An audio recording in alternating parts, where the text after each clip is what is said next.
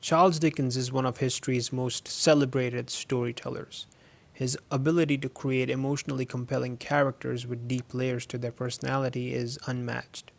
The themes of inequality and social injustice that consistently find a place in his works create a thought provoking scenario in the minds of readers about the times he lived in. Reading his novels now is different from when they originally arrived, not just because the world has changed, but the way these stories were communicated has changed too. David Copperfield, along with some of his other works, were written in a serial format. That is, chapters were written and released on a monthly basis rather than compiled and published all together.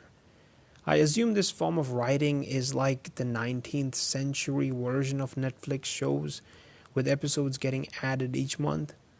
David Copperfield ran in this format from May 1849 to November 1850, after which it has existed as a complete book.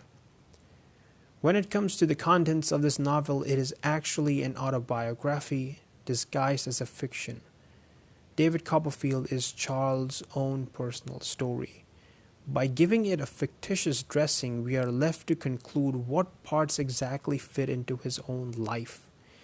And it makes sense. The amount of depth Charles has given to this one character is only possible if he has lived in his shoes.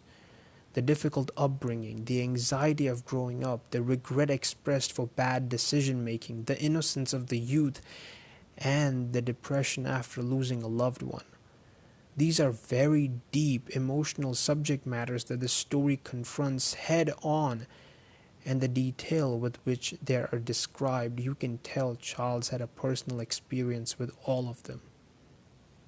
Speaking of which, even the side characters are fully realized, each having their own background and motivations. What I found even more impressive is that each of their individual stories is brought to a satisfactory end, and their interactions with David actually helps you understand our protagonist better. David Copperfield is genuinely a great read, written by history's finest storyteller. I couldn't recommend it enough to you. This was entry number 11. My name is Rahel Blade.